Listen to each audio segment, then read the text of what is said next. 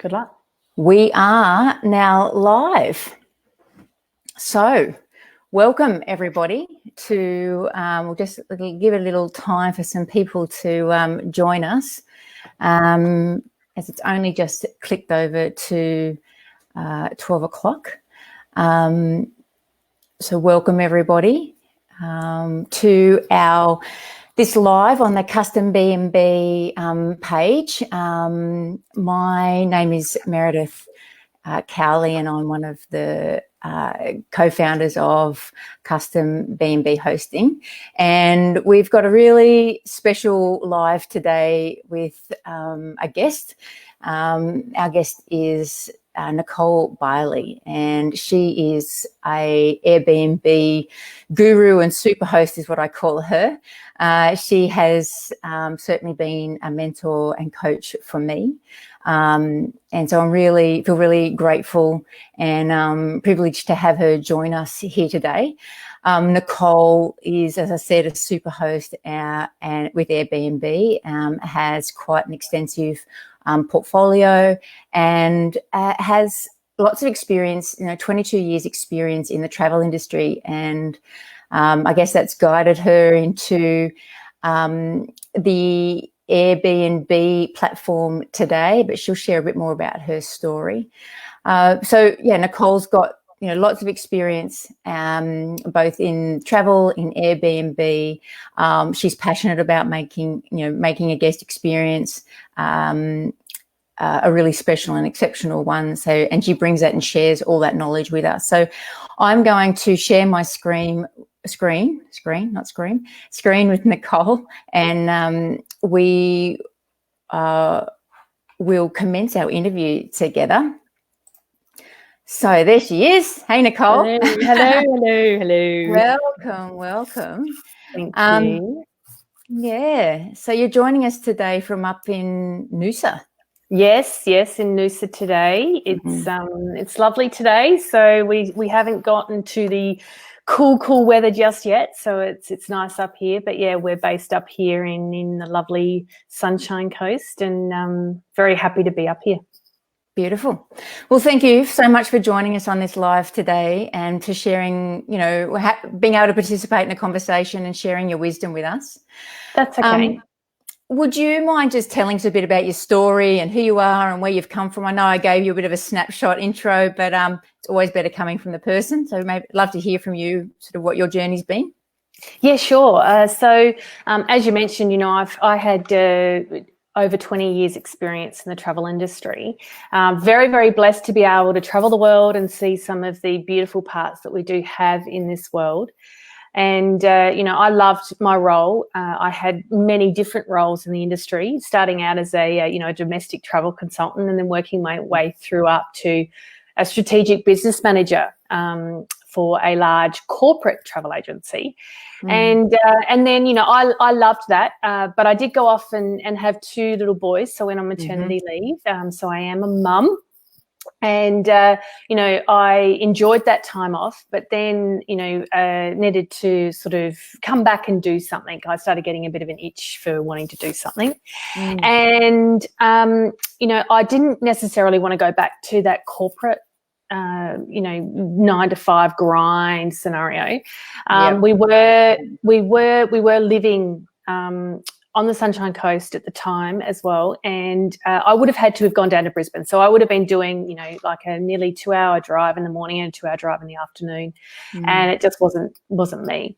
Still loving the travel industry and still wanting to be a part of that. So wanted to get involved in something that was for me, that I wanted to do. I wanted to start my own little sort of business, and Aaron, my husband, was very supportive of that, which was great. And we had been very blessed to be able to travel the world. So we'd stayed in a lot of Airbnbs, and I kind of had this draw towards Airbnb. So decided to Airbnb my little guest house out at the back of our place, and that's where it all started for me. And I haven't looked back. The experience was amazing. I'm now 4.5 years down the track. And I'm certainly, have now, a multiple portfolio of of properties, and also have the BnB Professional Blueprint as well, which is obviously helping a lot of people in their own little Airbnb business, and certainly loving it. And I think for me, I certainly enjoy the whole coaching and mentoring side of things, and working with people and helping them with their own little business. So that's certainly, where I am at the moment, and certainly enjoying that. And, at the moment, I suppose things are interesting. It can be, it's challenging times, but, I've got a lot of positive thoughts around where things are heading.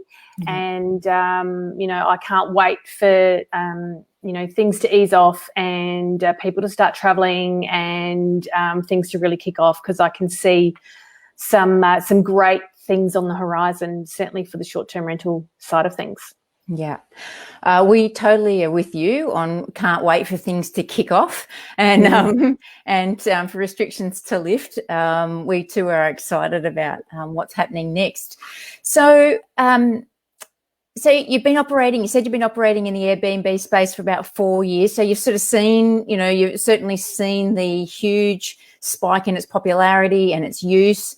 So it's really grounding to cope with the current, the mass exodus out of the Airbnb space. How would you describe, I guess, the current environment for Airbnb people at the moment? I certainly have my experience of mass cancellations. You can certainly see on the Facebook groups, lots and lots of people have had mass cancellations. What's the space been like, and now in COVID land? Yeah, I know. Well, it was like a switch had been flicked, and all of a sudden things just started happening, didn't they, really? Look, I think, we've done a lot of webinars with our students as well on all of this, and spoken to them about the fact that it's all about, yes, it all happened. It was instant. It was like a massive slap in the face, but it's the important thing around all of that is how you handle it, and what you do in that space. Yeah. So, the initial shock, set in, but, we wanted to make sure that we handled everything professionally, and also with the idea of what was going to happen in the future, right? So we couldn't just go, okay, right, that's it. That's just, killed us, we're out.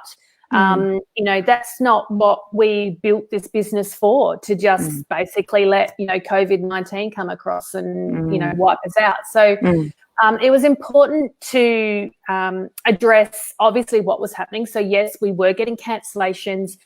Our business is, it's a mixture. So we have our own properties, but we also do manage properties on behalf of owners as well. So we were dealing with, two different types of scenarios of, okay, we're renting a property. Are we going to continue to be able to rent that property?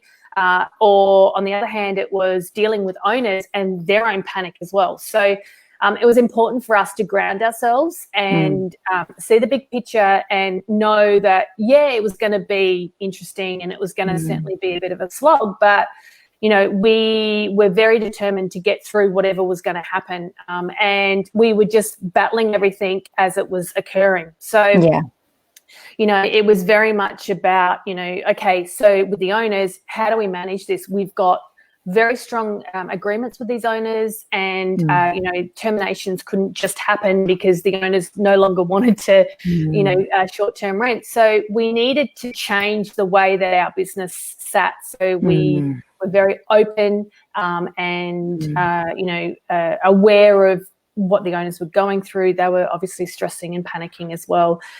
So we basically dealt with each owner in each situation and negotiated different things. So we didn't just do a blanket, right, this is what we're doing across the entire business. We looked at each situation and worked on it that way. So, a lot of our owners, we allowed them, if they wanted to, they could, go over to long-term rents if they wanted to. So they could do that. They could terminate our agreement. But, you know, we dealt with it so that then if down the track they were coming back to short-term, well, they'd come back to us. So, and that's starting to actually happen now, which is exciting and encouraging that, you know, with the ease of restrictions and everything that's starting to happen now, you know, owners are starting to go, okay, well, I know that really my better option is in the short-term rental market. And I know that, you know, down the track, it's going to pick up, right? So they're now starting to talk to us about moving back to that short-term rental market because they've given the long-term rental market a go and it just hasn't come off for them.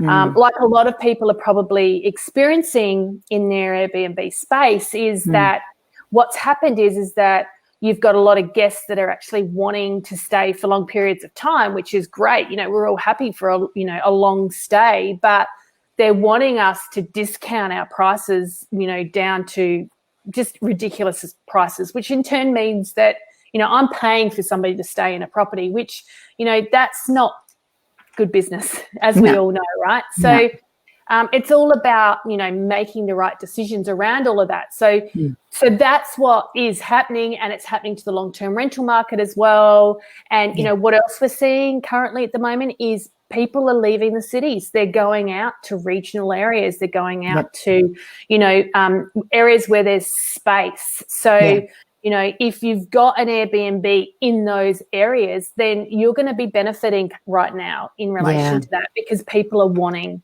that space. They're not wanting to be in, you know, that environment that everybody was so used to, which was, you know, apartments in cities and, you know, that fast-paced, you know, life. COVID has just really changed people's whole perception of what they should be doing and, you know, what they want in their lives. So we're certainly seeing that starting to happen as well. So I suppose, you know, currently at the moment, there's still bookings out there. There's still people staying, obviously, for essential travel. And we're certainly dealing with that. And we've got our own COVID policies in place. And, you know, we've shared that with all of our students as well on, you know, how we're managing all of that. But, you know, it's starting to ease off now and we're starting to see light at the end of the tunnel and, you know, people starting to reach out for dates in, you know, August, September, October, November, because they're starting to go, right, okay, so I think things are going to ease off. I'm sick of being in my own home. Absolutely. The amount of time that I have. I want to get my family out and I want to experience something and give them something, you know, that's got space and a bit of room and, you know, let's live. So we're certainly starting to see that happen as well. Yeah. Thanks, Nicole. Yeah, I agree. I think the desires and the things that people want to be doing and experiencing now will certainly have shifted post-COVID. So what does that mean, I guess, then for so I guess as Airbnb hosts, we can certainly be optimistic that things will shift and things will pick up, but possibly not like in the way they were. And certainly some of our CBD properties won't be immediately as attractive in the short term as people who have those kind of getaway, get the fresh air kind of escape places. So I guess, do you see in the future that for property investors who are wanting to get higher rental returns, which is why Airbnb has been so attractive for property investors, do you think that it's still an attractive it's still attractive option for them in the future? Do you think it's going to, you know, as a property investor, you know, do you still want to be looking for properties in areas where Airbnb will come back and thrive? Oh, definitely. So, you know, it's going to be, you know, a process, right? So what we're going to find is that once, you know, borders open up, or like, for example, here in Queensland, so from this weekend, people can travel 150 kilometres, all right, from their home. So, you know, that means that people from Brisbane are going to be able to come up to, you know, like the Sunshine Coast because, you know, that's within the 150 kilometres, right? So what we're going to see is initially people just wanting to get the hell out of their homes and experience something different to what they've been involved in over the past few weeks. So what we'll find is that's going to start to happen. People are going to start moving, within their states. Now, look, some of the other states have been a little bit more relaxed. Queensland has been extremely strict in a lot of things that they've been doing, and so's New South Wales and Victoria. Yeah. But the other states have kind of been a little bit, relaxed. But now people are able to really move around their states, and people are going to want to, just take a little mini break, right? They're just going to, over the weekend. So that's going to start happening. They're going to want little regional areas. Some people are still going to want to go into the cities, right? Restaurants and cafes are starting to open up. People are going to want to support, other Australians, right? So they're going to want to be able to do that, and they're going to do that by going to restaurants and cafes and those sorts of things. So it's going to start slowly, opening up in that respect. So, I believe the more suburbs / regional areas are definitely going to, open up real quick. And then there'll be a slow progress into cities. And then, look, I can't see international travel really kicking off until probably next year, to be completely honest with you. So, I think it's important that what we do is we go, okay, so 3-month goal is let's market to those people in my state that want to move around a bit. 6-month goal is let's look at CBDs, businesses, that's the other thing, right? So businesses and work environments, people are going to need to start traveling around. I know that, businesses have adapted as they have, which has been great. But, there is still a need for face-to-face stuff. So we'll probably find that, the corporate side of things will certainly pick up. And they're going to need CBD locations, aren't they, right? So I think, I can't see there being, it's going to be a new environment, definitely, but I can't see there not being an option for, CBD or, suburban areas. People are going to want to stay in those areas, right? So, and, as we know, and what you're hearing at the moment is that at the moment, currently, it's a great time to invest in things, right? So, people are moving, out of cities, but that means that there's deals being had all over the place at the moment. So you want to, if you're in that position where you can invest, then, it's certainly something to, seriously consider at the moment with the current environment. But, we're really excited to see how things are going to definitely progress over the next 3-6 months. Yeah.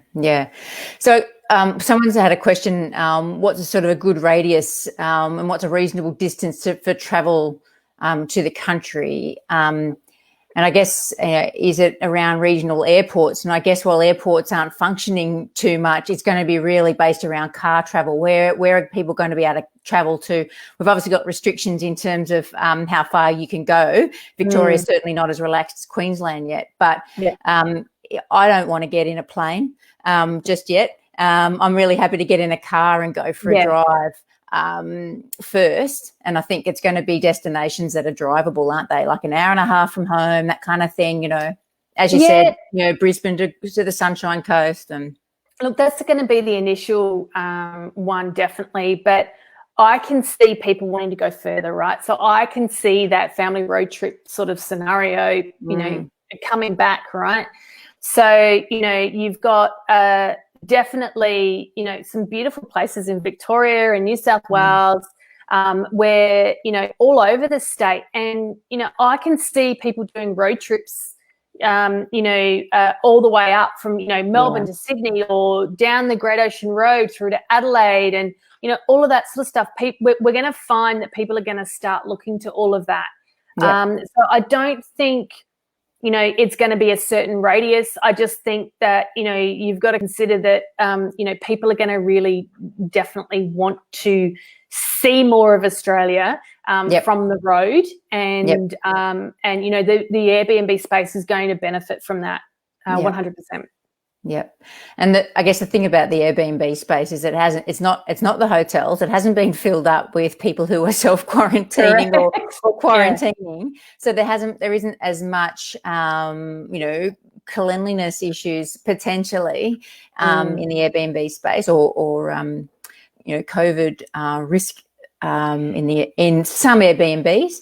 But I guess the beautiful thing about Airbnbs is they're so good for families because they're self-contained. They're just correct. So easy. Yep. You can park your car, you can get out, and you can moving really easily.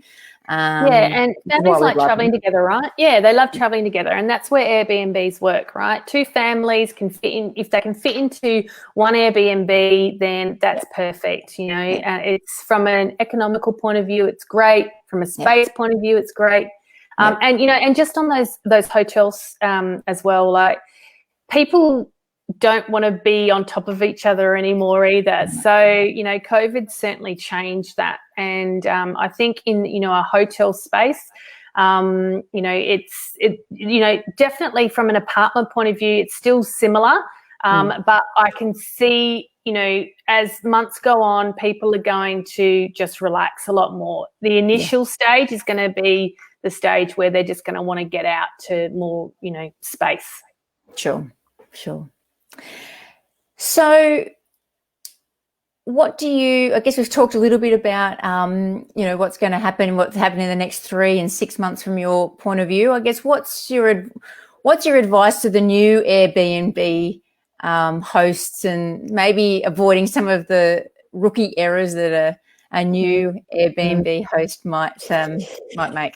Yes, well, I suppose the first thing is if you came into the Airbnb space in March this year, I'm sorry. But, hey, I'm so glad to see that you're still around. And, I think you're going to be rewarded for sticking it out. Look, I think there's a few things to consider that I suppose when you're starting out, the main thing is that you want to make sure that your foundation is set, right? A lot of people get into this game and they put their property up on Airbnb and they wait for the bookings, and then bookings start coming in, and then guests start staying, and they go, oh, I didn't think of that, and then all of a sudden the guest experience is affected, right? So you want to make sure that you're thinking about everything. So make sure that your foundation is right. So make sure that you know what your policies are with everything. Make sure that you know how low you can go with your pricing before it's just not viable for you to take a guest. Airbnb certainly is a environment for negotiation.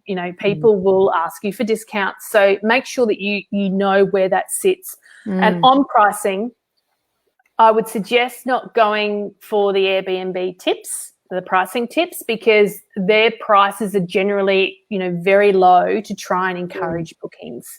So, I would certainly go and look at your numbers, understand what it's costing you to do this, and then work your way back from there as to, where your threshold is, and stick to that. And, don't get caught up in the excitement of somebody wanting to book with you, but asking for a really, really, really, really cheap price, because it's just, you've got a product that you need to, 100% be behind, and know that if you're discounting the hell out of it, then, you're not providing the product that you really wanted to at the start. I hope that makes sense. But absolutely, yeah. You've got to back yourself in and back your product in, and know that it's not all about discounting. I mentioned policies. Make sure that you do know, what you're going to do around policies. If somebody asks if they can check in early, what are you going to say? If somebody asks if they can check out late, what are you going to say? How are you going to communicate with your guests? What messages are you going to give to your guests? And the biggest thing is that all of these things that I've mentioned all come back to guest expectation. And that is the key. You have to manage guest expectation. So if you, aren't clear in your communication, or there's something that you haven't told a guest about, or you haven't been honest, and that's a big thing, right? I'm very big on being completely honest with your guests. So if there's something shitty in your product, in your property, like I don't know, you've got a really small bedroom, or it's an electric stove top and not a gas, or whatever, right? Just let them know, because at the end of the day, it's all about communication and meeting that expectation and having them aware of these things. Because if they're not aware, then the impact on you and your business is far greater than just basically being honest in the first place. So I think the biggest thing is managing guest expectations. So just make sure that, all your communication is clear. They know exactly how to get into the property nice and easily, how to contact you, how to access things while they're there, what they're going to experience. And that's the best thing you can do for your business, is definitely manage that expectation. It's certainly very big in our business, and certainly something that, we instill in everybody in the business, that you definitely have to do that. It's one of the easiest things you can do. Yeah, absolutely. And, to combat a lot of things that can actually happen. Yep. And leads to fantastic reviews, which is so critical. It does. That's right. So critical for our ongoing bookings, aren't they? Oh, yes, definitely. Without a doubt. Yeah. So we've been, madly preparing, kind of offers and things that we might be offering out to our past guests, and utilising our database, utilising our database of previous guests and sending them out new offers, and just, come and book with us again. You had a great experience. We want to give you another one again. So is that something that you would, suggest in your experience is useful, tapping into that previous database? Definitely, without a doubt, right? So that is certainly something we do regularly. So we will always obtain guests' direct email addresses when they book with us, and they go in our database, and then we can market to them. So, with a lot of our COVID scenarios where people cancelled on us, what we did was we said to them, obviously completely understand where things are at. But, where we are. So in the future, when you're ready to travel again, please use this coupon code to book with us again and get a discount. So we're generating that flow back effect from guests. We're certainly marketing previous guests as well. And, it's just little things, right? And it's just enticing them, right? So, it'd be like things are starting to ease, once things are lifted and you're considering a getaway, don't forget us, just to say thanks. A little discount's not going to kill you, right? So it's all about that. We certainly, with all of our guests, they get a code to use as a return guest, and they get a discount as well.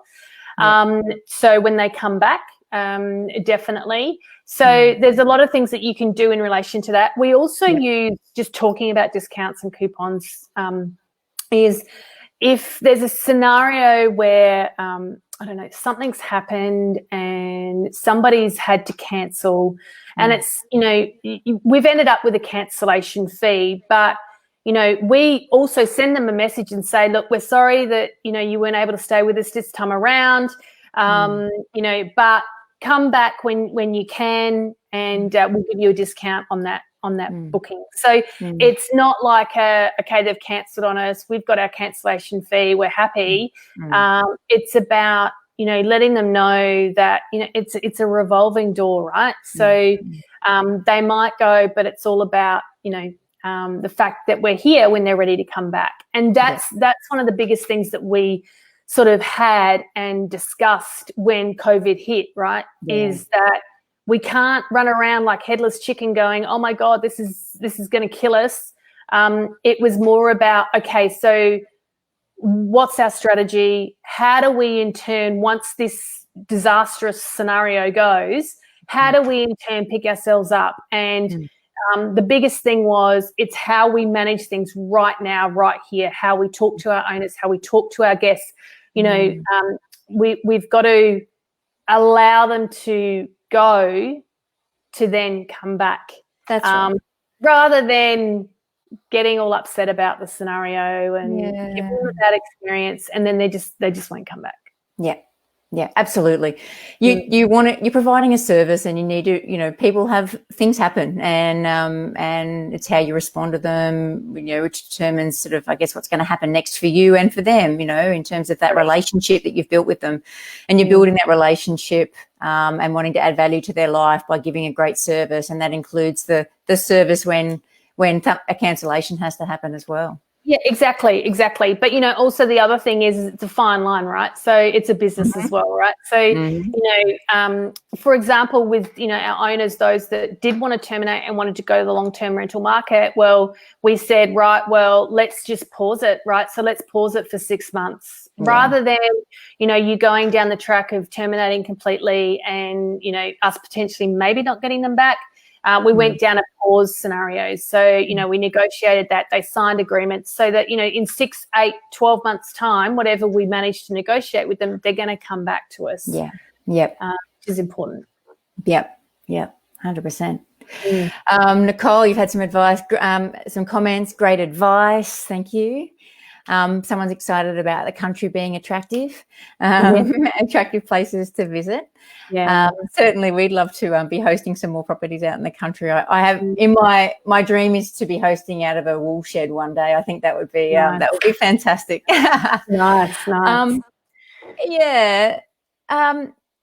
So I guess we're coming towards the end of our interview. I just wondered if there's any last words of advice you want to leave the group before we depart. And look, from my point of view, I love this industry, right? So it's been me, since I started out as a 17-year-old, right? So this industry is a vibrant industry. It's been hit hard, definitely, and a lot of industries have been hit hard with COVID, right? But the exciting thing is that it's going to pick up, right? We're going to find that people are going to start traveling again. People are not going to stop traveling, right? No. It's in our blood, and it's something that as a host we need to be encouraged by and certainly excited by. It's not going to just all lift and everything's going to be rainbows and unicorns, but in saying that, I think it's important that people understand that this industry is not going to die. It's an exciting industry to be a part of, and thinking about investing, certainly to be a part of it is certainly a smart choice currently at the moment. And I think for us, we're in this for the long haul. We share our goals with all of our students. They know exactly where we're headed and what we're going to be doing in the next 3 to 5 years. And and beyond, and it's important that people come to this industry and understand that, and know that it's not as daunting as people think either. It's fun, it's exciting, and it certainly is challenging. But we all learn from our mistakes, certainly, and that's one of the things I say to people a lot of the time. Okay, yep.